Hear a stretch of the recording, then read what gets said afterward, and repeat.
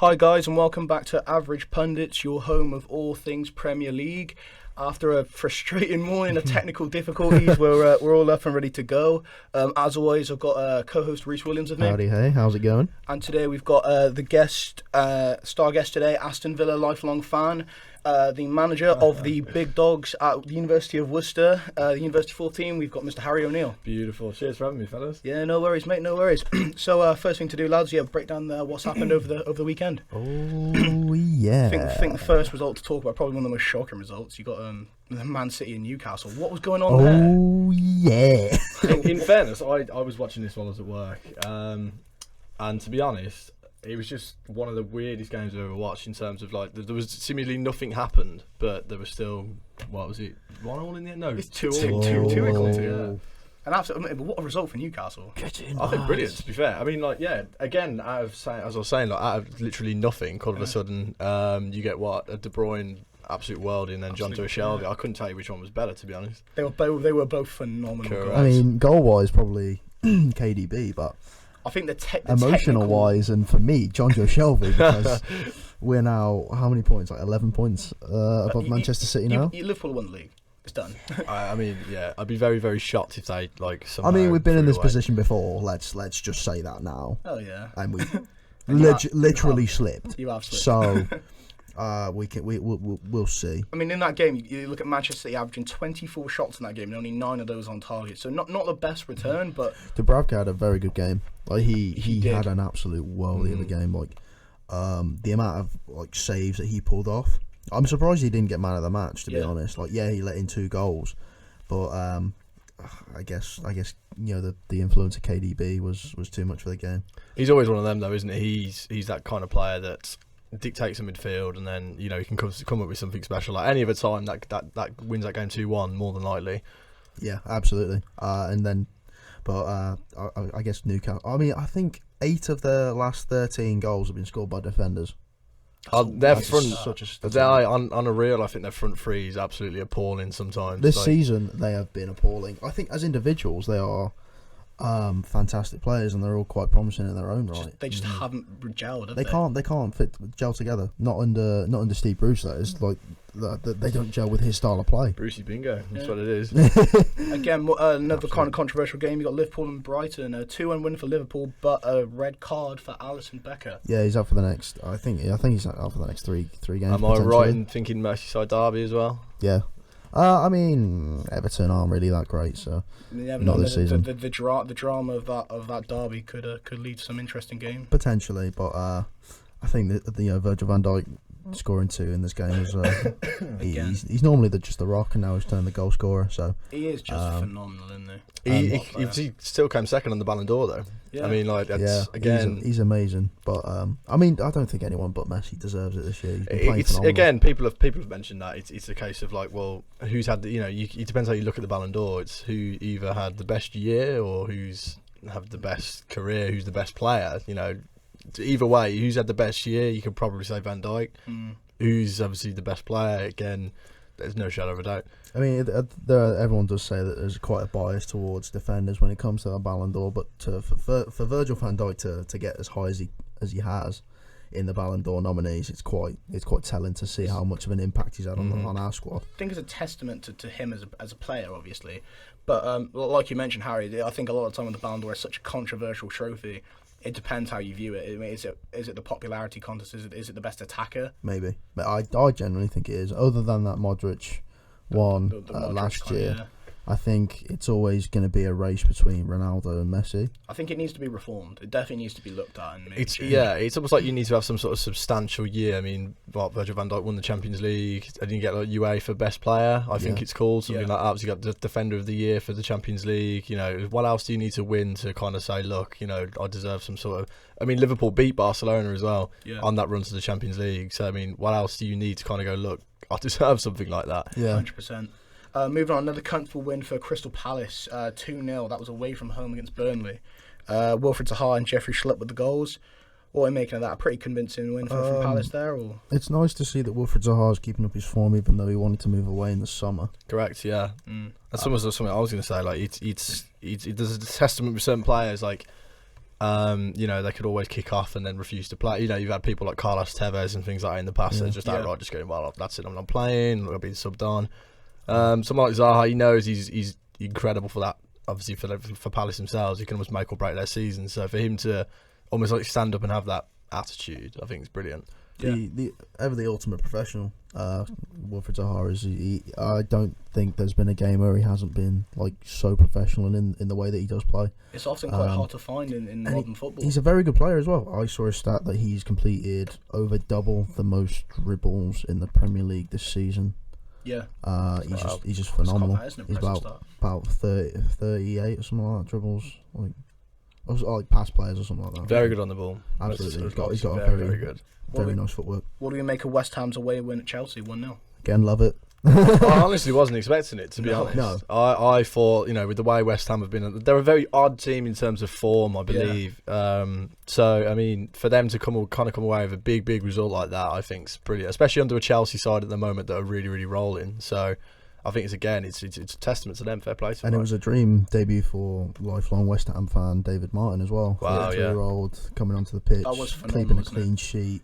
I mean, he broke down, didn't he, as well? Yeah. Tears after the game. It's just the emotion of a diehard West Ham fan. I've got to be honest though, the West Ham keeper's been between the sticks recently. It was Roberto. Something like that, yeah. He's been appalling, so they had to make a change. My God, yeah. Like, he has really not looked up to it, has he? Definitely had to make a change, and I mean, David Martin, if he has to come in going forward until Fabianski comes back, then if he keeps that up, fair play. Fair play to him, yeah. Absolutely. And it's Aaron Cresswell with the goal. I mean, Aaron Cresswell's having a good season. He has. He is having a very good season. He's Good probably fullback. Yeah. Very good fullback. Top 5 left backs in the league at the minute. England call up, I reckon. Coming as well. Maybe I'm not sure if he'd get past Chilwell at this point. Again, I think it depends on how England are going to play. Obviously, we played a lot of the time free at the back in terms of when we was in the World Cup. So again, it's like, do you start Kyle Walker fullback? Is he a centre half? Again, it depends on kind of that really, and then obviously who he's going to bring in his squad. Yeah, I think it's Kyle Walker at centre half. I like the sound of. I mean, he He's comes got in the there build and for he it. does okay. He's got the build for it. He's quite tall. He's quite strong, and he's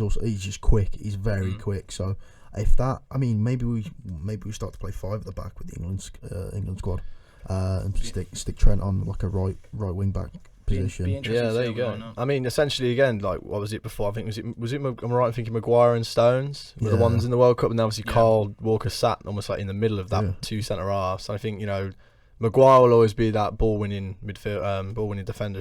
And then John Stones is the one who obviously plays with his feet. I mean, Kyle Walker then he's something different, and I think that's kind of hard for an attack to read. It's like, well, is he going to suddenly burst out and try and make a 20-yard run? Is he going to sit back and almost sweep? It's one of them. But it's good we've got them options. If we've got those other 2 defenders as well, you've got them to cover Kyle Walker if he does drift up the pitch. So that's quite a good option to have. Another team have a lot of English talent coming out. Actually, well, both teams, to be fair, you have Tottenham, Bournemouth. A lot of good English players coming from both of those clubs, but a 3-2 win from Tottenham. Yeah. What is happening at Tottenham at the moment?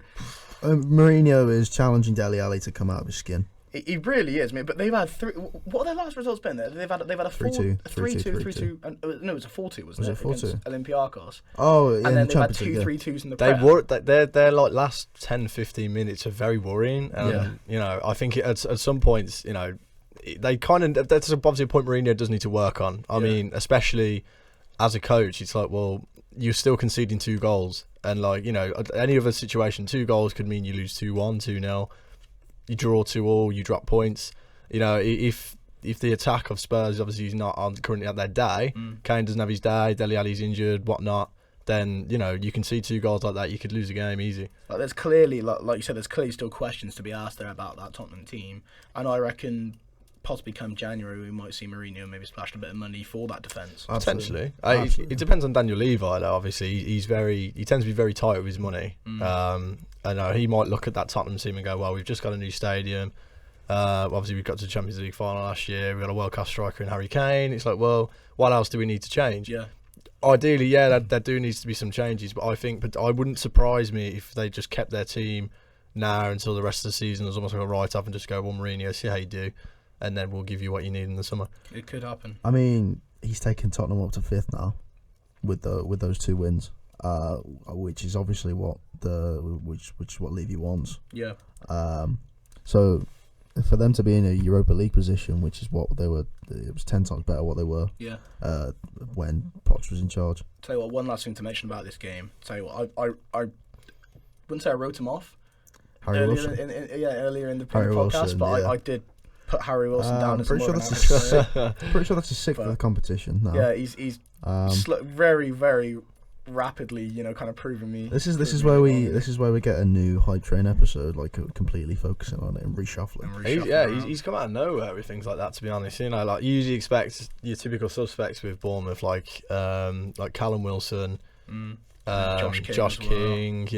Players like that. You think, oh well, there's their main two scoring outlets, and then all of a sudden you've got Harry Wilson just almost coming out of nowhere with any of this. I think he can push maybe like a full move there, It could happen. I mean, I'd love to have him back at Liverpool, but there's just nowhere for him to fit in. Correct. Yeah. It's so much talent in that Liverpool team. I don't think he'd get in. Drifting on, Southampton, Watford, the what we were saying, boys, the relegation derby, kind of. Pretty much, yeah. That was an entertaining Super Sunday game. But when I did see that, I thought, oh dear, why is this on? But Ismail Assar getting his first goal for Watford in his second start for him, and then Danny Ings pulling up his I think it's seventh goal of the competition. Danny Ings is still getting the goals in. As I keep saying, he's going to pull double figures this season. It almost fumbled in, but I think he's one of them players that like double always score goals. Like he'll just so happen to be in them positions as a striker to score them goals, and I think that that racks up his tally massively. Like as a finisher, probably not the best. I haven't seen I can't remember the last time he scored an absolute worldie, to be honest. But things like that obviously get results, especially with the situation that Southampton are in now. They need things like that. They need a poacher, and Danny Ings is that guy. In a team where it's looking like it's a very realistic possibility for them getting relegated. I think Danny Ings might be rescued. I think a club may come knocking if he keeps up these goals and keeps up the fitness. Someone could come knocking. I don't know. I reckon he'll go back down to the Championship. I don't think. He's getting on a bit now, isn't he? He's getting of that age where he's not late 20s. Yeah, late 20s. I mean, he's supposed to be hitting his peak, and it's not really showing. I mean, he's scoring for Southampton, but I reckon he'll only be that 10 goal per season player. I mean, on Southampton, obviously Charlie Austin now at the Albion, obviously he's doing seemingly very well with them. Scored a penalty, I believe, yesterday or there before. I mean, would you potentially say that Charlie Austin leaving has damaged Southampton a bit? I mean, he wasn't really getting that much game time anyway, but he's scoring goals. I mean, the fact that he's getting goals now, it does raise questions, doesn't it? It's a less attacking option for him, and that's probably what they were scrambling towards when they're in the summer. So bringing in Danny Ings as well, and then there's Che Adams knocking around. Oh, bringing in Che Adams as well. What's going on there? He's doing nothing, as we've previously said. You have to laugh as a Villa fan, anyway. Sorry, you do have to laugh. That again, I mean, this kind of got took out of context, but I know in his interview when he turned around and said he believes that Southampton can go on, and he was like, "There's no reason why we can't go on and try and win the league." Understandably, I mean, I know that's been taken way out of context. People are going, he thinks Southampton are going to win the league. Yeah. I don't think he meant it like that, but it's still quite funny to see something like that, and then, he might win the league. You can have a little you never know. They might win the league next season, the Championship. You can have a little chocolate bag. Maybe. Moving on again, another poor result for Arsenal. 2-2 draw against Norwich. Pukki finally scoring after weeks of drought. Yeah. Opening the scoring. He was in my fantasy team. Thank God for that. I took him out. I think he's still in mine, cutting about. And then Aubameyang scoring a penalty and shushing 19th place Norwich fans. It's a bit dead, but obviously, whatever you want to do, Pierre. Now, since we last recorded the podcast, Unai Emery was sacked as Arsenal boss. Good evening. Good evening. Good evening. And I think it was. I think everyone's in agreement. It probably needs to happen. Absolutely, yeah. And at the moment, early days to get a new one in. So Freddie Ljungberg has taken the helm with Per Mertesacker as his number 2. Which is a very strange setup to see on the sidelines, but fair enough. It is weird to see. I mean, Mertesacker normally on the sidelines he used to be anyways in his latter career. But maybe Mertesacker comes back into that starting defence. He'd probably improve it. Exactly. In all honesty, yeah. I mean, he's am I right in thinking he started Mustafi over the weekend as well? Yeah, I mean, that's his first league game this season, I think, as far as I'm aware. I know he's played obviously in the Europa League, but... there's a lot of questions going on with Arsenal at the moment. And I mean, not starting Kieran Tierney over Sead Kolasinac is quite questionable. Now that Tierney's fit. Yeah, exactly. But I guess bringing him off. He didn't even bring him off the bench. They subbed on Torreira, Martinelli, and Saka. I'm not sure. What's going on with that Arsenal team. All I know is that a defensive change needs to be made. Yeah. Not even like a big Van Dijk-esque types, signing. I think it just needs lots of little pieces taken out and put like reshuffling. There's just a lot of questions to be asked there. If you guys haven't listened to it yet, last week we had a Arsenal and Manchester United topical podcast based on the current managerial situations. We had Al Forsyth on last week, lifelong Arsenal fan. He gave a lot of interesting points. And a member of the Big Dogs. Another member of the Big Dogs and the Uni Thirds. But if you want to go and have a listen to that, please go and have a listen and tell us what you think. But drifting away from Norwich Arsenal, another draw, a game which was I think based on their current form, but both teams kind of hard to predict. But Wolves Sheffield. Another fun fact. Might have to have like a sound bar as like Reese's fun facts. Wolves have been unbeaten since middle of September. That's crazy to think. That is crazy. I'm pretty sure that is what. I'm pretty sure that is the statistic. Yeah. In the Prem. In the Premier League, yeah. I mean, their games haven't always been massively convincing. Wolves. I mean, they get results, don't they? Mm-hmm. But they always take points off top teams as well. In that game, 13 shots, 3 on target there. Again, Sheffield, 10 shots from Sheffield, 4 on target, and both of them getting a goal. Sheffield obviously scoring very early in the game. I mean, it wasn't the most thrilling, but I mean, because these are the kind of games where you think, Wolves maybe can just go there and completely batter them. But then again, Sheffield have had good form in the Prem as well. Wolves are another weird team. Sheffield United, again, another weird team. I think, they're almost doing what Wolves did last season. Obviously, when they get promoted up, nobody really knows what to expect. A lot of people probably predicted Sheffield United to go down. I thought they'd struggle, genuinely. They didn't obviously make that many changes to their squad, but I think, to be honest, I think it's like almost like the stature of the club, the kind of like mentality they have that's kind of pulling them through rather than ability. They've got a practically sound squad, but I think obviously with what the excitement around that club at the moment is probably the thing that's keeping them, getting these results. And I don't think any other situation they probably wouldn't have. Yeah. So it's really good to see. No, it definitely is. Yeah. It makes for interesting content to watch week in and week out. Yeah, in the Prem. certainly, gentlemen. Obviously, Lise Musa. Coming on scoring again. He's been like a shock signing for Sheffield United. Not pretty unknown as a player, and now coming in and scoring quite a few goals for him now. I think. Yeah. Moving on again, the only club now who possibly could stop Liverpool, Leicester City 2-1. Another fun fact: this is their best ever goal tally after how many games have the Premier League played? This is their best start in Premier League history. It's probably I think that Southampton game definitely helped them. Absolutely. I mean, they have more points currently than their title-winning season. That's mad. They had 29 points. I think it genuinely shows us then, the kind of the standard of the Premier League is constantly rising. I mean, with Liverpool finishing second last year, it was like, well, any other season other than maybe like 1 or 2 years that would have won them the league. Yeah. It's crazy to think that that's constantly going up every single year. Yeah. It was a point which decided it, wasn't it?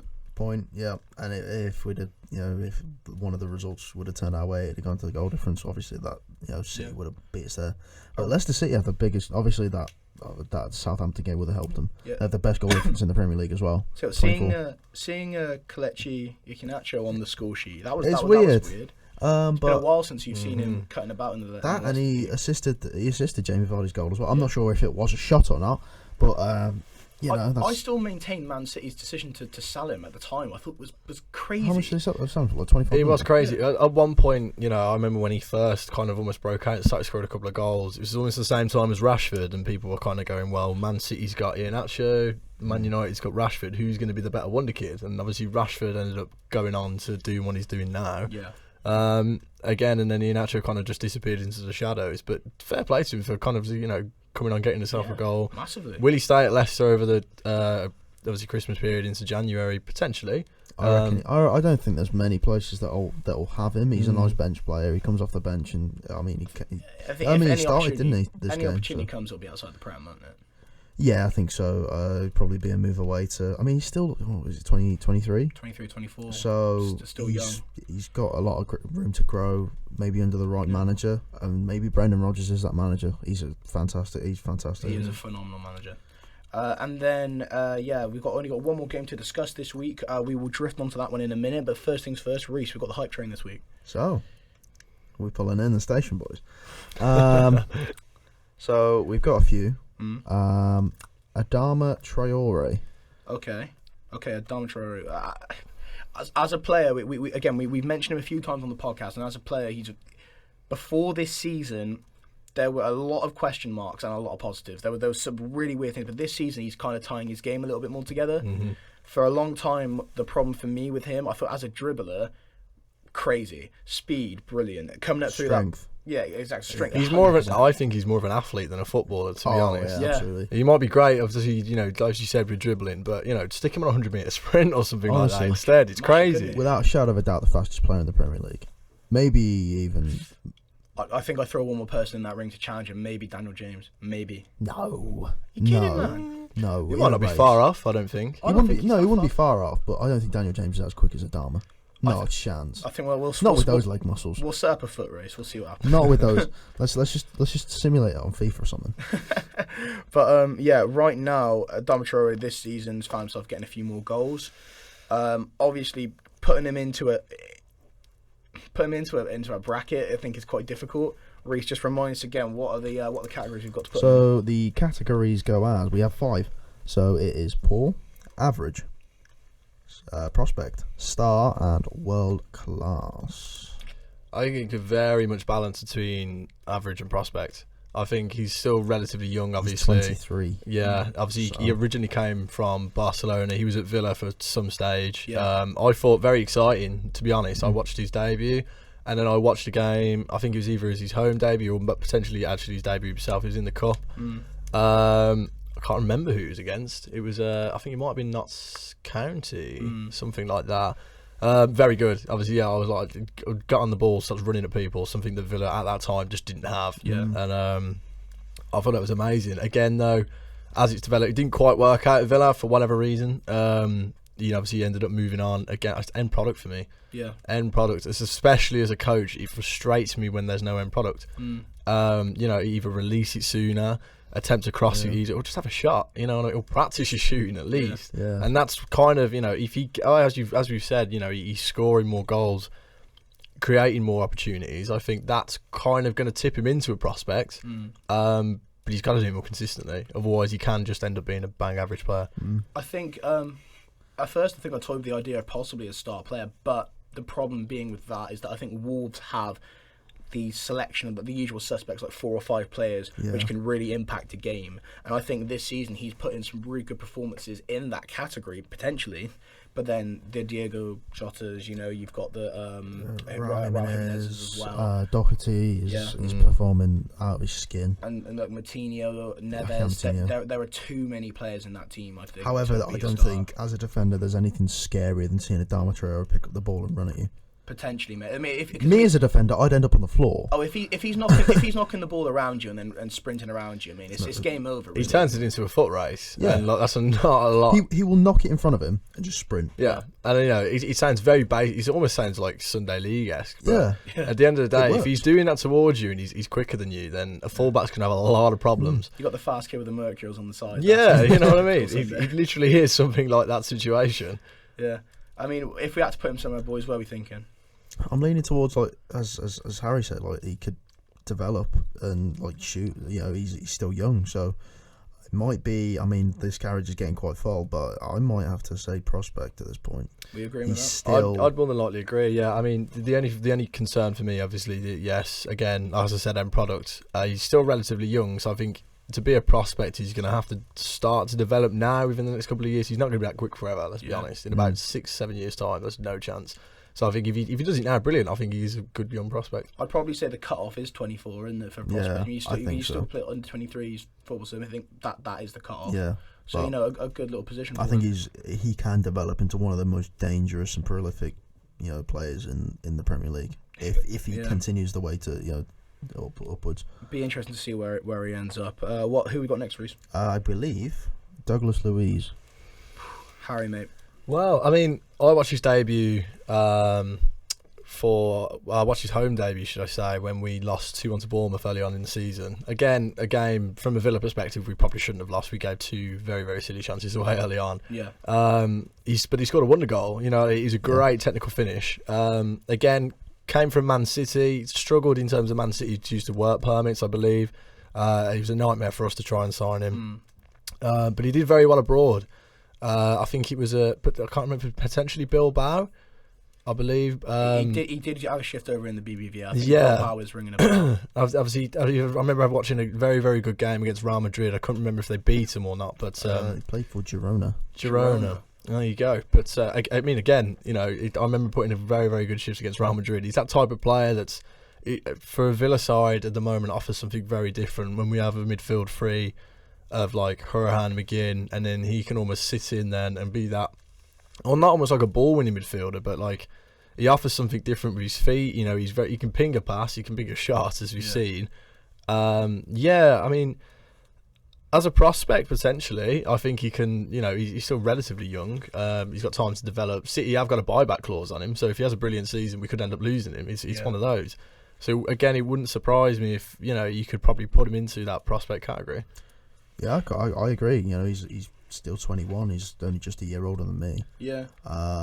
He's young. The only thing which I would raise possibly, which may tip him into the average point, not too much to go on, maybe clutching at straws, but I feel like Manchester City, like we mentioned a second ago, the decision to let Iheanacho go, at the time I felt was crazy. I think this young player, really talented, and then they opted to let him go, and then at Leicester started okay and then completely faded. And I wonder, do Man City let players go which they don't feel are going to be okay at the club? But the counter argument to that is Sancho, isn't it? Yeah. Because Sancho, 100%, they would not have let him go if they would have known he was going to turn out the way he turned out. No. But at the same time, would they have let Luiz go if they thought, this guy isn't going to be Man City calibre? I think potentially, it could be, in terms of footballing ability, does he fit into that midfield right now? Absolutely not. Will he? Potentially. However, again, I think it was something to do with all the work permits and whatnot. He almost poses a nightmare player, and I just kind of, from my perspective, it's almost like they were just happy to kind of just get rid of him. And as I've said, they've got that buyback clause in case he goes on a madness. But I think it's one of them, really. They're not overly fussed on. He hasn't set the world alight, and I don't expect him to, but I think he could still turn out to be a very good player. Okay. So, lads, what are we thinking? I can't. I mean, he's 21.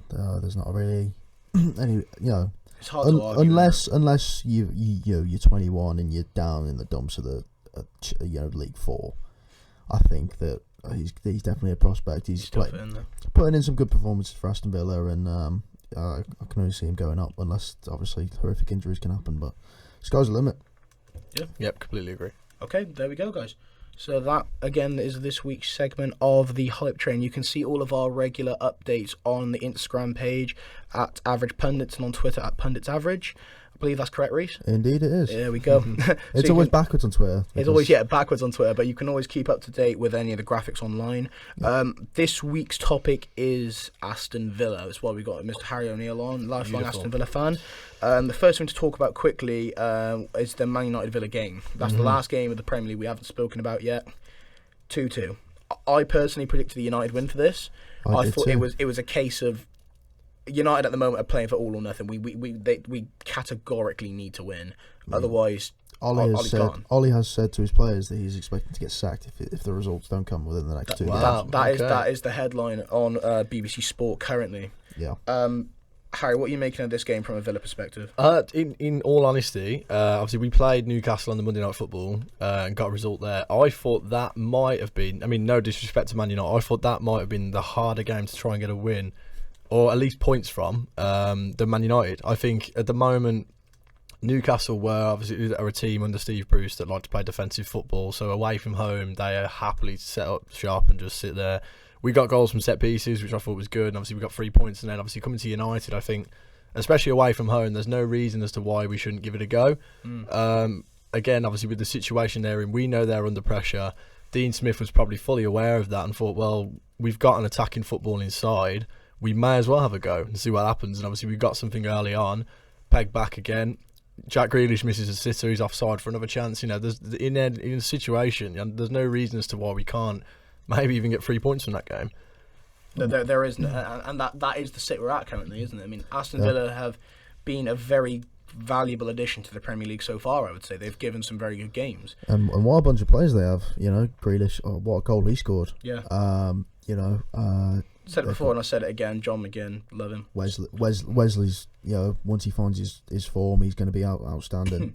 I can see him being at Villa for the next couple of years. As a centre forward, I think he's very good. The only frustration sometimes that Villa fans have is they expect results straight away. Yeah. They expected him almost to come in and be like a Benteke when we first signed him, set the Premier League alight and keep us up and blah blah blah. But because they are similar players, you know, statures and. As a centre forward, I think he's brilliant in terms of the way he moves the ball, the way he screens the back four, the way he puts pressure on. Fantastic. The only issues with him again, obviously, he does need to get more goals. But I think certain Villa fans do need to be patient with that because essentially he's at the moment, other than Jonathan Kodjia, which is a completely different factor altogether, he probably is our only valuable centre forward that we have.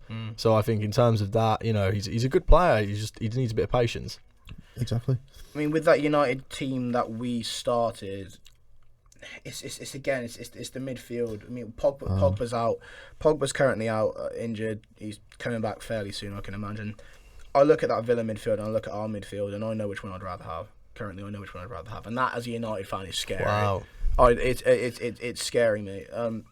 Pereira, currently, I've said it before. I mean, I was more than happy to give Pereira chances, but it's done now. Am I right in thinking he got the assist for the United equaliser first goal? For the equaliser, did he play into that factor? Or was it? It was an own goal. Unless he was possibly involved in the build. It was given as an own goal, and there's no assist on the start. Yeah, I think he might have been the one to put the ball in. He did put the ball in. Yeah, that's what I mean. Like, I think good ball. I think it was just because he was given as an own goal that he hasn't got the assist for that. But he just frustrates me. Some of the passes he plays, it just doesn't scream United. I mean, he's been out on loan to the BBVA and he's again looked okay, but he's not looked any better than what he currently is now. This is his ceiling, and it's not United. Fred, I feel like maybe possibly with the right players around him, but again on his own he can come across sometimes just diabolical. Yeah, Fred does worry me. I mean, he worries me in terms of like Man United's performances and things like that. Is he going to be the player to help you out? I really don't think so. No. However, obviously, again, from a Villa perspective, I remember he had a couple of shots from outside the box, and like, I really wasn't concerned. You know what I mean? From me watching that game, obviously, if somebody picks up the ball outside the box and looks to strike, usually you think, okay, well, something going to happen. With that, with him taking him, I was like, well, it's fine. I think it should be okay. I just feel like, I mean, again, another result which on paper maybe United would have been favoured to win. I mean, and another result which Ollie has got question marks over. I think down to, I mean, the equaliser was kind of down to Brandon Williams being quite inexperienced as a player. He's not pushing up with the back line and keeping Tyrone Mings on side for him to put that ball past De Gea. But you know, maybe it's time for Brandon Williams to maybe sit a few games and be brought on. But I mean, he's obviously still got room to grow. But yeah. There's just serious questions there. I think obviously Manchester United, speaking about United there, we've got 2 games coming up in very quick succession. Tottenham and Manchester City, 2 games which we are not going in as the favourites to win by a long shot. No, I mean, Mourinho wants to come for blood for his old team. He will do indeed. Mourinho will be looking there for the win. And Manchester City, I mean, obviously the Manchester derby is always a good watch, but the thought of it terrifies me at the moment. I mean, Ollie's got to be hanging on by a string now, isn't he? He's got to be hanging. Yeah, I mean, the thing is with me and like interim managers, it can be sometimes very, very like naive almost by clubs to kind of go, well, they're on some good form, let's sign them permanently. I think Ollie was very, very good at steadying the ship. Obviously, then people started asking questions. Well, is he going to sign on permanently? Is he not? I think it was the wrong choice. I thought at the time it was too early, and now obviously it's turned into something like this where nothing really much has changed. Was he a short-term solution? Yes. I don't think long-term though. I mean, when he first came in, people were already asking questions anyway. Obviously, in terms of Premier League form, what he did with Cardiff, he went down with them. Has he done much since? I think he was at Mould. Yeah. Am I right in thinking? Yeah. So I mean, again, he's got a Man United team. At the end of the day, he's got very, very good opportunity in front of him to kind of have one of the most successful clubs in the world, especially one of the richest. I mean, again, it's this issue I think with interim managers. Is he gonna be the one to redevelop this team? I don't think so. Yeah. I mean, obviously, right now, Maurizio Pochettino is still waiting in the wings. We never know. I mean, I personally can see no other scenario other than Ollie potentially being released after this Tottenham or Manchester City game, and our board throwing whatever we can at Pochettino. I feel like there are other managers available. Obviously, the other largest profile manager is Massimiliano Allegri, isn't it? Mm-hmm. He's probably the next kind of highest profile player, manager rather. But I do not feel he suits United. I think it can. We need a manager who can master the rebuild, and Poch did that. Unai Emery by any chance? Oh God, that would just be typical, wouldn't it? I mean, I believe Ole's just given an interview, and he has come out and said that the recent sackings of Unai and Poch haven't left him more concerned about his position at United. Well, fair enough. Each to their own. He just says he's focusing on his job at the minute, but I think you have to say that as a coach. Yeah, obviously, it's got to be that, isn't it? In the back of his mind, is he worrying about it? Yeah, they've got 18 points from 14. It's their worst start in Premier League history. I don't see how this team can survive under Ole at the minute. As a coach yourself, Harry, what do you think is going through his mind at the moment? I think, in all honesty, you've got the ability. The ability is there. Yeah, it's not as is it a Man United standard? Probably not. But is it a standard that could still probably land you 6th, 7th place? Yeah, probably. I don't see why not.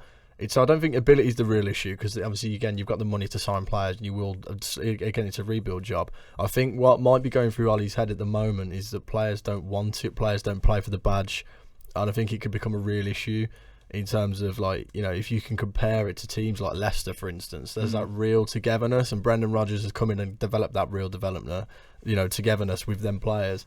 I think with Ollie at the moment, do people believe in him? Do his players believe in him? Maybe. They might still look at him and think, oh, he's a Man United icon, he's someone that I look up to. But the players come in now and go, I want to play for Manchester United. I believe we need to turn these results around. Players like Fred and that, for instance, I don't really think they see that. They kind of, might look at it and go, well, I play for Man United, it's a big club. That might be all they see it as. It's not, I need to play for Man United, I need to represent this club, I need to make sure we get back to being one of a really dominant force in English and world football. And I don't think Ollie's, as a coach, I don't think Ollie would really have that with him at the moment. It's something he definitely needs to install very quickly, but it's a hard thing to do. Yeah. I mean, onto a club potentially on the decline, moved onto a club which is potentially on the incline with Aston Villa. A good result against Manchester United, getting the point off them. Mm-hmm. Currently, Aston Villa are looking at the 14 matches we played so far in the Prem. 4 of those have been wins. Mm-hmm. 7 of those have been losses, and the rest equate to the draws. Harry, what do you feel about your current form? To be honest, I think we'll be okay in terms of whether we're going to stay up or go down. I think, having watched most of the games, the main issue was really second half performances. I think I saw something either yesterday or the day before. At half times, if we get results finished the way they are, we'd be 3rd or 2nd in the league. Wow. And it shows really that our second half performances are the things that are letting us down. We were winning against Tottenham first game of the season, we ended up losing. We were winning against Man City away, we lost. We were winning against Liverpool away, and we lost. So again, it's one of them where we aren't holding leads at the moment, and that's what worries me. When we took the lead against Man United, I was like, well, it's if anything, it might be only a matter of time. Again, we did we effectively drop 2 points? Maybe not. But it's we can't hold on to leads. That's my only concern really with Villa at the moment. Yeah. Other than that, I think certain people are probably we spent God knows how much money obviously over the summer trying to rebuild this squad, but it's money that we won from the playoffs. Playoffs is one of the most expensive tournament in club football, I think, other than the Champions League or something ridiculous. It's a joke how much money you get from it. It's very prestigious, isn't it? So there's no wonder obviously we were going to spend money. Were people expecting us to do like a Wolves? Probably. Are we going to do that? Obviously not. But I think we're working at our own pace. I think it's going to be one of those where, give it a few seasons. Dean Smith's now signed a 4-year contract extension. Is that a good appointment, do you reckon? Oh, 100%. I think the thing that's going to be the difference between us and certain other clubs is we've got that. It's almost like special factor that's outside of ability, in terms of like you've got a lifelong Villa fan and boyhood like player Jack Grealish being captain of your club, a lifelong Aston Villa fan Dean Smith being the manager of the club, and I think it's them two factors really that almost make the team that it is now. I don't think if we had if we had a manager that had no affiliation with the club, if we had a captain that didn't really care about the club, as we've had before in terms of players like Micah Richards when he was captain when we went down. We had managers like Remy Gard coming in. There were pointless appointments, and that's what accelerated the decline of the club. Now we're, again, as you say, on an incline. We are slowly moving up. We are slowly doing well. In terms of football performances, they could be better in places. We need to hold on to leads and whatnot, but I think we'll be fine this season. I think what will be interesting come the transfer windows, obviously we've got possibly as early as January. I think as a club, Aston Villa next season, I think will progress even further as long as they can keep a lot of their players. Because I feel like there are players in that team which are definitely being looked at. I mean, I want to highlight players like Tyrone Mings, Jack Grealish, and John McGinn. Absolutely. Like this, you look at this team, and it's a lot more motivated than it's ever been. You look at the team from now from when they got relegated. When they got relegated by like 17 points. It was a joke. Yeah, it was. That was the when Leicester won the league. And then you look at the team now. They've spent how much money they've spent? It was well over 100 million. You spent 20 million on 2 players, like very worthy investments in Tyrone Mings and Wesley.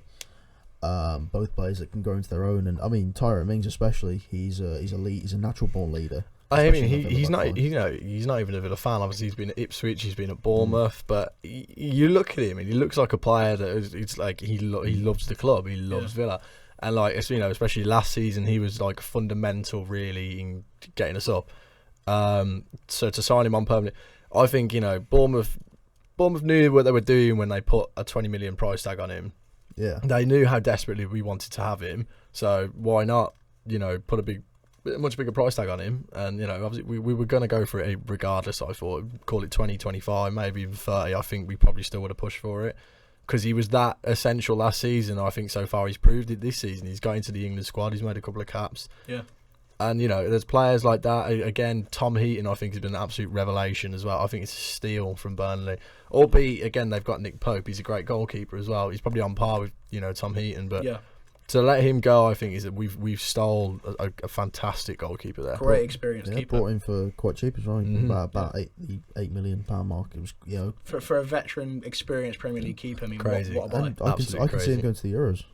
It would not surprise me for a bit of whacking some experience with the young goalkeepers. The English goalkeeper debate is something we spoke about a couple of times in previous episodes, and with Jordan Pickford's position possibly looking a little bit shaky now, it is the Popes, Heatons, Dean Hendersons. It's these players which are potentially ready to snap up that position. So it'll be interesting to see how that progresses. Casting your mind back, Harry, to the playoffs. Yeah. 2-1 against Derby. What were your feelings at the time? Obviously, I bet it was a complete elation. Can you remember it? That's I could just about remember it. Yeah, I can't remember what happened afterwards, but I can remember it currently. There, the thing is, I went to the playoff final the year before, when obviously we lost 1-0 against Fulham. Worst experience of my life, to be honest. I don't think I'd ever wanted to see Wembley again after that. Yeah. Obviously, we got there again last year. I went to the playoff games, the semi-finals, but obviously I couldn't end up going to the final in the end.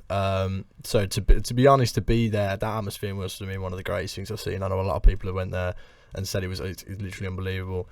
Coming up against Frank Lampard's Derby, to be honest, I would have been more concerned if we played Leeds. Obviously, you know, they almost had one hand on the playoff final anyway, and they kind of throwing it away. But in terms of the game itself, I've never seen us obviously go into a cup final in a very, very long time and want it. Yeah. We had the FA Cup final where we got absolutely battered by Arsenal, not too long ago. It's been very rare that we've gone to Wembley and actually been up for the occasion. And I think, to be honest, obviously we went 1-0 up for Al Ghazi, relatively. I think it was just before half time. And then begin. Obviously, the second goal, it was more of their error than ours. However, it's something like that. Yeah, you get a 2-0 lead at Wembley. I think with the atmosphere that's going on there, it's crazy. Hard to crack down on. Correct. Yeah. You got 85,000 people there. Yeah, they got one back, and obviously I got I got very worried for a couple of minutes. Momentum's always on the side when Marriott sticks one in at 8. Yeah, I mean, I thought it was always going to happen though with the Villa side that we've got, especially from last season. Anyway, I knew at some point we were probably going to concede because we always did. But yeah, in all honesty, it was elation. It was something that we finally needed, and to be honest, I think we're in a better position coming up now than we would have been last year under the year before under Steve Bruce. If we'd have came up under Steve Bruce in the way he plays football, I think we probably would have struggled a lot more now than we would do under Dean Smith. Definitely gonna. I would have predicted you going back down to Steve Bruce. He's not the creative manager that you could have had. I mean, Dean Smith is obviously someone who's very passionate about Aston Villa. So and that is a factor, isn't it? I mean, I think when you get someone who is passionate about the club, it can make a difference. I mean, I know, as a lifelong Manchester United player, Ollie does come with that passion for the club.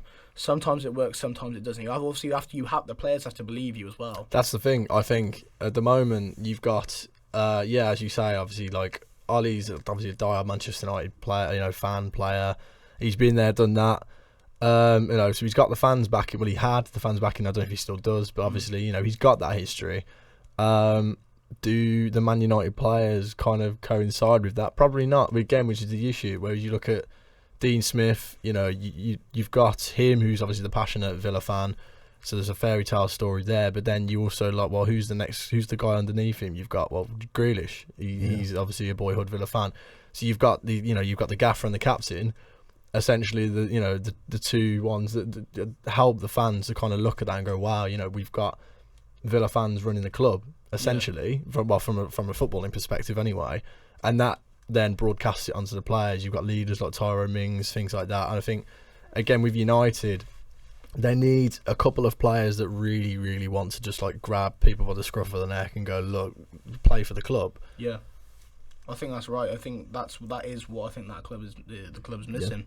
Yeah. But then with the kind of players that Villa have currently, there are some really high-profile players in there currently which have built their profile up. No more than John McGinn. Correct. It was only last summer we saw headlines of him potentially leaving the club for around 50-60 million that the Sun were reporting. To the Manchester clubs were looking at him, and at the time, obviously, you're thinking, "Wow, that's crazy." I mean, here's someone who made a real stamp on the Championship. But we got him for what was it, 2.75 million or something like that. Hibernian didn't want. Hibernian didn't want him. It was a toss up between us and Celtic.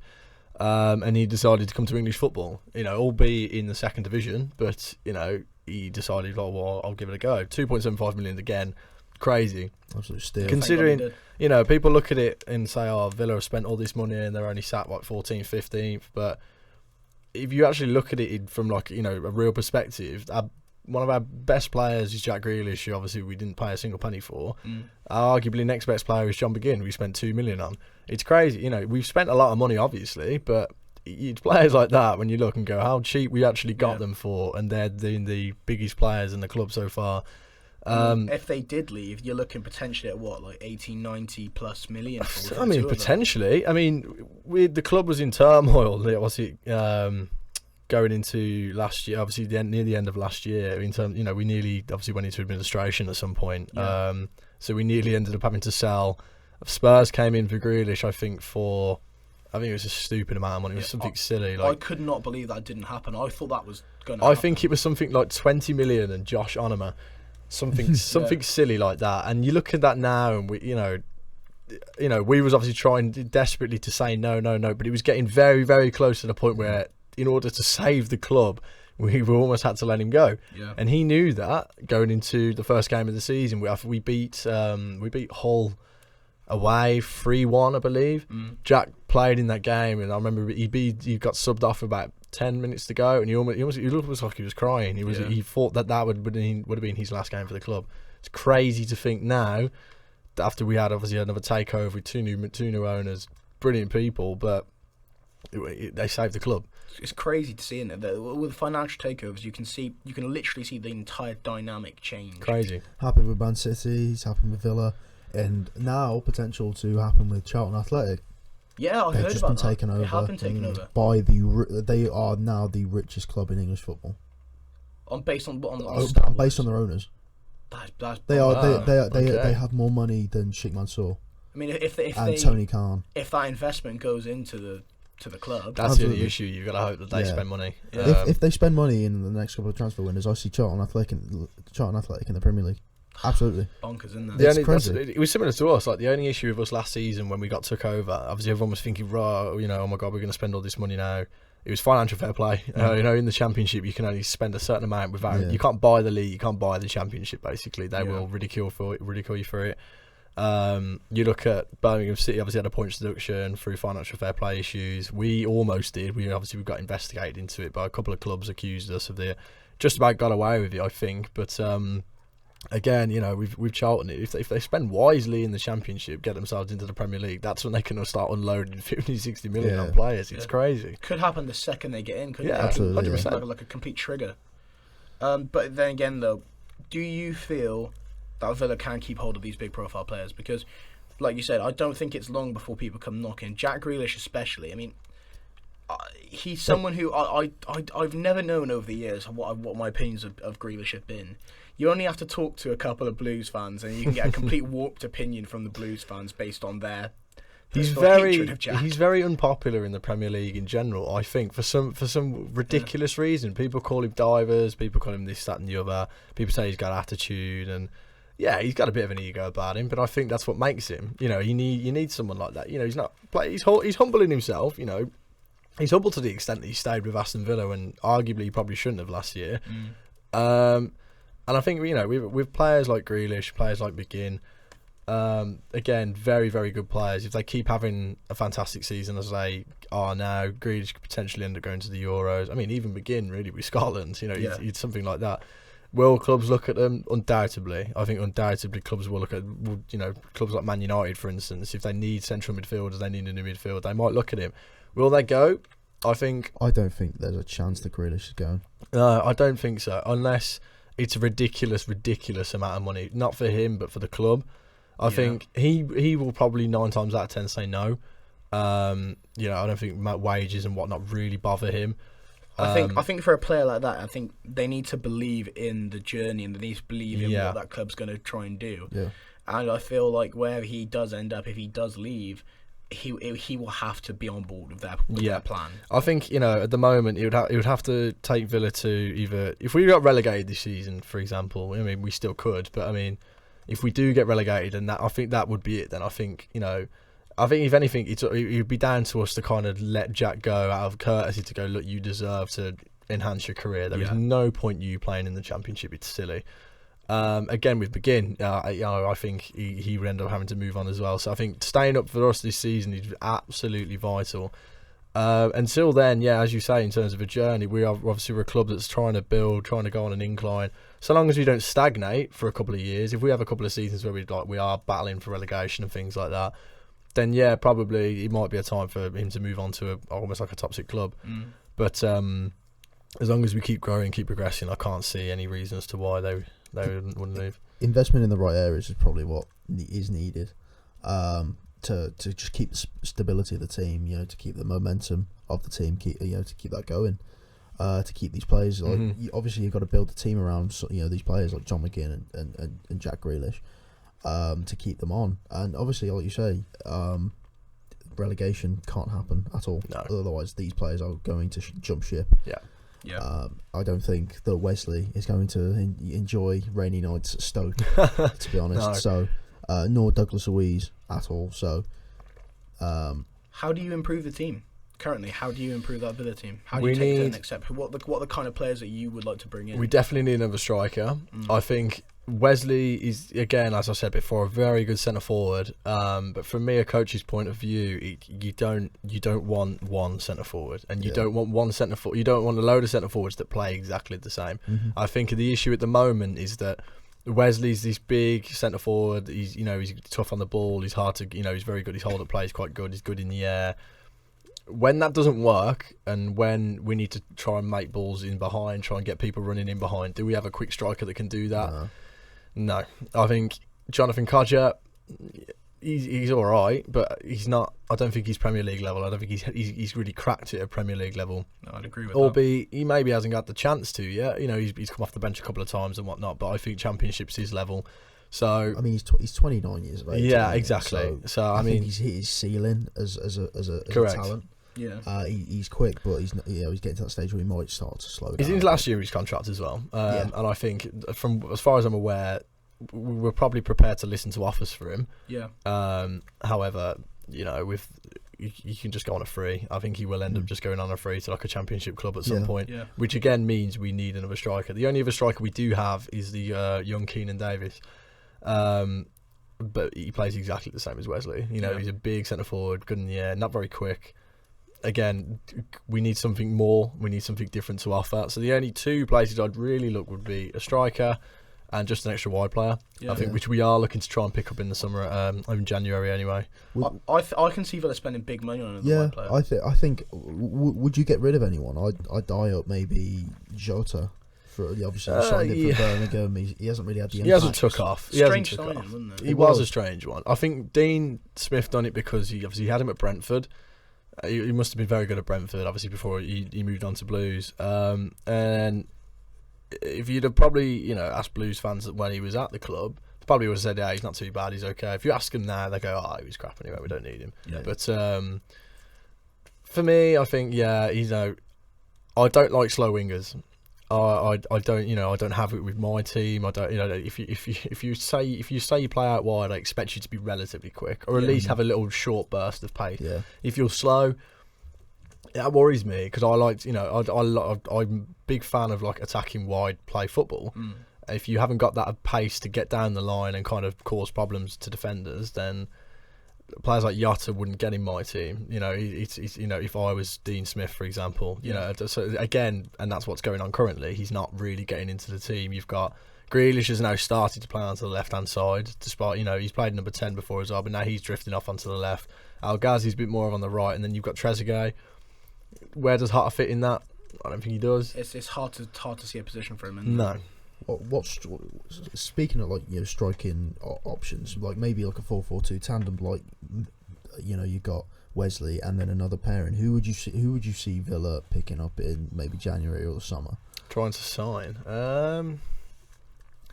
They need again, as I was saying, I think they need someone who's a bit shorter, a bit quicker, happy to get in behind. I mean, it's a difficult one. I could see it going up to the summer because I'm pretty sure Newcastle are going to go down. I'm pretty sure they will. I think they'll put up a good fight, but I'm pretty sure they will go down. It's a struggle. I can see players being rescued. I can see if St. Maximin comes good, I could see Villa going in for him maybe. Yeah, potentially. I think he's another version of Adama Traore, to be quite honest. Yeah, he's one of them. Maybe like a Rafael Leao from AC Milan. Young Portuguese player. He's very quick as well.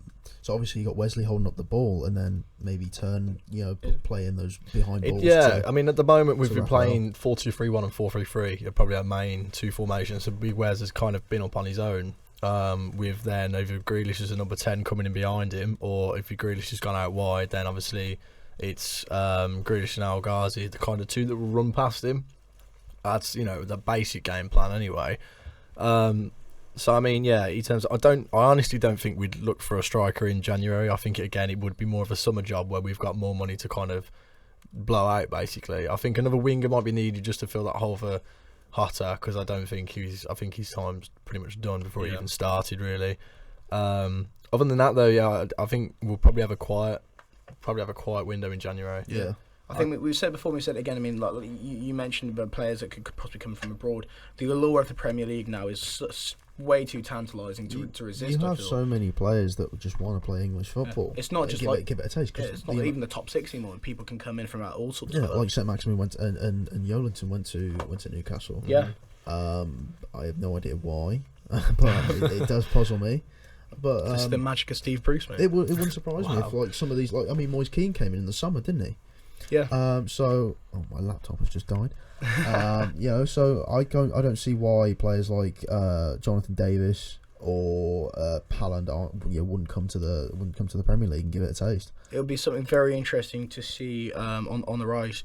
Harry, as a coach, you are the coach of the University men's 4th team, the Big Dogs. You have a game this week. We do, yeah. Aston away, beautiful things. It's in the cup. It's an round 16 replay. We ended up beating them 6-1, but they decided to have a little hissy fit about it. So it looks like we're gonna have to play them again. It's away though. Again, it's one of them. It's probably gonna be a hostile atmosphere. Apparently they've kicked off quite a lot. Yeah. So we'll just see how that gets on. The squad's been submitted. We're all pretty much ready, good to go. We had training yesterday, so we'll see how it goes. Yeah. The pundits will be rooting for you, and we will keep some updates on the Instagram account as well. We will include all of Harry's socials as well if you guys want to give him a follow. Massive thanks to him today. No problem. Last thing to do on the podcast, guys, we've got a lot of Premier League football up and coming. Oh boy, wow! Do we? As early as I guess you'll be listening tomorrow night. So we have football on tonight. Yeah, we release the podcast out on a Wednesday, so we'll be doing the predictions now. And it'll be slightly delayed. By the time that you guys are listening to this podcast, there will be 4 games that have been played. Crystal Palace, Bournemouth, Burnley versus Man City. That's it. Oh no, it's just the 2 games. Sorry, it's just the layout of the website. Oh, you just got Palace, Bournemouth, and Burnley City. So we will recap the Wednesday games, Wednesday and Thursday. Yeah, of course. Yeah. But Amazon Prime have bought a lot of games. Yeah, they have. So honestly, to watch the full football package now, I tell you, it is becoming crazy. So many games. At least you can have a little taste of football if you only buy Amazon Prime or something. Yeah, but what we're thinking, guys, Crystal Palace Bournemouth tonight, 7:30 kickoff. What are we thinking? I think I would not be surprised if it finishes a draw, to be honest. Did you say Crystal Palace are at home? Crystal Palace at Selhurst Park. Home advantage might pull them through. If I had to guess, I'd say either a 2-1 Palace or a 2-2 draw. Yeah, I'll tell you, I had 2-1 in my mind for Palace there. I reckon, like you said, that home advantage will keep them in the mix. I reckon that Zaha will keep up the form. I reckon 2-1. 2-1's quite an easy result for Palace, mate. Well, not easy, but like it's open for Palace to take. Zaha's in good form. Bournemouth, very good team though. They are absolutely. They've got very good strikers and wingers. Quite solid defence as well. They're not that bad. And I can see them pulling it out. There we go. Burnley, Manchester City also tonight. I see 8:15 kickoff, and that's away. I see 3-0 Man City. 3-0. You know what? I'm not as confident. Really? I'm not as confident in the straight City. I think City are going to win. But I think Burnley are going to take them away. Ridiculously hard place to go to. It is a tough ground. 1-0 City. Burnley are going to give them a tough ride, I reckon. Could very easily be. I mean, as Man City are starting to go on a bit of a rocky road. Again, it wouldn't surprise me if it finishes 1-1 or they manage to get something out of it. I think Man City probably will pull through, but again, it would not surprise me if it finishes as a draw. It could be a very interesting game to come. What are you thinking, Reece? Going to stick with a 3-0? 3-0, yeah, I think. There we go. Chelsea, Aston Villa. That's tomorrow. Onto Wednesday's games. Wednesdays, yeah. By the time you guys are listening, potentially, whether you listen to this in the afternoon or not, there are games tonight that are on Amazon Prime Video as well. Yeah. So Chelsea versus Aston Villa. That's going to be a tough one. Very worried about Tammy Abraham, to be honest. Well, it depends if he plays, actually. I'm not sure if he's fully fit to play, because I know he did come off injured in the Champions League last week. So I reckon if there's any opportunity where he is fit, he gets played just for the mind games. Yeah, it wouldn't surprise me. It would not surprise me, to be honest. Comes back and scores against his the team that he'll promote. Yeah, I mean, I know he's got a lot of love for Villa, which is good to see. We've got a lot of love for him as fans anyway. So it's one of them. I think. Away at Stamford Bridge, it wouldn't surprise me, to be fair, if we get a goal and go 1-0 up again. But again, it's this bottling Leeds. I think we might struggle. I think I'm going to put 2-1 Chelsea on that. Yeah, 2-1 Chelsea. Wouldn't for surprise me. me. I'd say It's- 2-1. Yeah. Yeah. Happy with that. it's- But all in all, though, I think that'll be a good game to watch. On to a game which I think will possibly not be as interesting to watch. I think Leicester-Watford. I mean, Straight away 3-0 Leicester. 3-0? I'm confident with results like this. I They've think just lost Leicester's gonna- Kiko Sanchez Flores as well, so Yeah. they currently don't have a manager. I think that is another thing we haven't mentioned. They've all, Watford Hugo have Flores, also lost their manager. again. Yeah, I can't see anything but No. Watford getting absolutely run around the pitch. It's a here. shame. It's a shame. It's a shame. It but- is because Watford do have a lot of promising players, and I've said it countless times. Delafeu, who's going in the summer for Yeah. cheap Yeah. because he's a very good player. He used to play for Barcelona, Yeah. so to have him in a struggling side like Watford is absolutely appalling. It is. And I see nothing more than the Leicester win here. What we thinking, boys? 4-0. Yeah, potentially a 3-1. Maybe they'll get a goal, but yeah, it's going to be very comfortable. Yeah. Southampton Norwich, a game again, maybe not the most exciting, but if I had to put anything on that, I'm probably looking at like a 1-1 draw, maybe. Like Potentially, I reckon there might be potential for it to kind of kick off and go a bit crazy. I think with Norwich, obviously they're far from safe, and Southampton might go for it. I think they might see Norwich and go, this could be one of the most important games of the season. So it wouldn't surprise me, to be fair, if it does get quite a higher scoreline than most people would predict. I'll throw it out and say something like a 2-2 or maybe 3-2 to Norwich. Yeah. could be a very interesting I'm one. probably gonna go 1-0 Norwich. 1-0 Norwich. Wolves West Ham. 1-0. Straight away 1-0. Wolves are draw masters. They have. They I are was to say draw masters. they haven't lost in September, Yeah. and that was to Chelsea 5-2, I believe. So they are the masters of getting points at the minute. Yeah. They are sixth. It's going to be at home same- as well. Same points as Tottenham at the minute. They're on 20 points.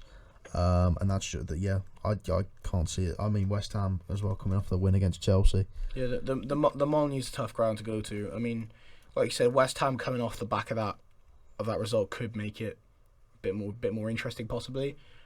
I am going to put Wolves down to win. I'm going to put 2-1. But I think 1-1. I think Wolves in any other situation probably would be the favourites. However, West Ham are such a dodgy team in terms of form. You don't know if they're going to show up. You don't know if they'll show up and get battered. Or I think probably the safe bet. Yeah, it would be a 1-1. Yeah. Man United Tottenham. Wow. 3-2 to Tottenham. Yeah. To be fair, that wouldn't surprise me with the way the game's been going. Yeah. They go 3-0 up, and Man United come and get a few. I'm going to say 2-0 Tottenham. I 2-0? don't. It pains me to say it, but I just can't see anything else. Mourinho is going to come for blood. He wants to win, I mean, and I reckon he'll get it. Spurs are on the up at the minute, and maybe you can't see anything else, but Spurs victory here. Yeah. I'd be happy with a 3-1, 3-2 Tottenham. Yeah. I think after that game, obviously you've got in very quick succession on the weekend. You've also got Manchester City United playing, but that one of those two games will be Ollie's final game. Yeah. I think you'd hope so, looking at it from a United standpoint. I mean, I love the man, but it's not going to work It's out. looking bleak. It is looking bleak. It's a shame whenever this happens, but I think it's going to happen. Liverpool Everton, another game which could be the last game of a manager. You never know. I mean, obviously a game which Everton go in as the the minors in that game, but Marco Silva again has been a lot of questions asked of It's him. going to be the game of his life. I'm sorry, but it has to be. has to. I'm surprised he's still in the job now. Whether he will be by the end of the week, who knows? I might suddenly just do a quick turnaround. But I think if I was the Everton board, I'd kind of say, look, this is a Merseyside derby. Yeah, we're not on paper. You're not expected to go in there and get a result. However, being the Merseyside derby, I mean, they'll probably just say, look, it's the game of your life. Go in there and just get something from it. If you can get something from it, you might be able to prove to us that you've got a side that can turn around. But we'll see. I'm gonna put 2-1 Liverpool on there. Yeah, I'm gonna put 3-1 because we can't keep clean sheets. No. 2-2. We cannot keep clean sheets. 2-2. 2-2. Oh, I'm going 2-2. I think it's going to be great. Is Liverpool at home? Right, I'm thinking. They are at home. They're unbeaten at home, aren't they? I think, I think it could be a shock in a sense that it might end up being like a 2-2 result. I think Liverpool will be leading probably throughout, but I think if Marco Silva's really going to throw the kitchen sink at everything to try and save his career, he needs a 2-2. It could that could be the prediction It of the could. podcast, mate. I mean, maybe it will come back and. I'll have to revisit. Don't come back to it. Sheffield, Newcastle. I'm going to go 1-0 to Sheffield United. Correct. Yeah, I'd say probably the same. I'm also saying that. I think that's quite an easy one all around. I Yeah. think. Yeah, but 1-0 Sheffield. Yeah. An quite away game for Newcastle. That's going to be quite tough. hard. Sheffield got the form. Yeah, they're running on good form. Moose's in great form. The rest of the teams, they're all gelling together. Yeah. Obviously, Newcastle's front three aren't the greatest at the minute, so we'll definitely have to see. And the final game to predict this week for Premier League football: Arsenal, Brighton. I don't think so. We still got one more. We've got another weekend. We've got the whole weekend to predict. Oh, mate. You know. I feel like for that one, we might have to record a little mini episode just Okay. as a slight other prediction. Quick little preview. But I feel like for this Do one behind here, the scenes, Next or something. time. because this week we have got an absolute bombardment of Absolutely, games. yeah. It's December though, isn't it? That's what It it is is. December. It's Yeah. a Busy time. period. It's horrible. We've got so many games. Yeah. Like, we've got the Club World Cup, and I'm pretty sure we've got Aston Villa in the cup at some Yeah. point. Like in the space of 2 Jurgen, days. I say Jurgen Klopp's not going to be at the Carabao Cup game, is he? He's not. I No. would prioritise the Carabao Cup. I mean, I don't see this big fascination between the Club World Cup. I'm sorry, I really don't understand it. It's a weird trophy, isn't it? Yeah, it's a like weird trophy. Is it like a like something that should be privileged? Like is it like a privileged trophy to Maybe, have I don't know, potentially? no I see it as because I know there's some weird, like really weird teams in it. Like Yeah. you get like your standard Real Madrid, blah blah blah blah, but. I don't know who else. You get random teams from all over the place, and to me, Yeah. weirdly, it seems like a pre-season like friendly tournament. Yeah. I Like, don't hold it in particularly high regard. No, not at all. It's almost comes across as unnecessary time being taken out of a Yeah. very busy football schedule. Correct. Yeah. But yeah, for the final one for this week, for this episode, we will do a small prediction as well, which possibly could go up on the socials. But Arsenal, Brighton, what were we thinking, guys? 1-0 Brighton. I'd probably go for a draw. I think Brighton are obviously not doing too bad at the moment. I think Arsenal might get something from the game. They might just go for it. I can't really see much happening, to be honest. I would not surprise me if we finish 1-1. Yeah, 1-0. It's gonna be 1-0, I think. it's with Arsenal right now. It's really hard to kind of know where they're going. Arsenal and United have both got clubs completely in turmoil at the moment. But there we go, guys. That is your episode this week for the Average Pundits. Like we said, we will have the other predictions coming up on the socials soon, possibly a little recording maybe coming up. Harry, thank you so much for coming on, mate. Absolutely no problem, gentlemen. And the Big Dogs are playing this week against the University of Aston. Please, keep updated, keep following the socials. Of the big dogs. Up the Big Dogs. Have the university team got anything on social media? Yes, they do. They do.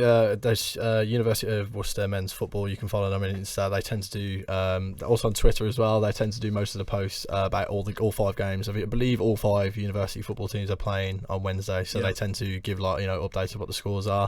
I think the Frees are currently playing. Frees are going to be playing on the 3G on Wednesday. So obviously, if you get the chance to go down, go and see them. Perfect. And we will make sure we put all the links to the University of Worcester men's football team socials on our social platforms.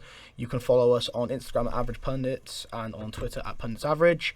Those shall be in the description as well, and also on the screen, as they always are. As they always are. But please like and share this video, guys. Subscribe on YouTube if you guys are new.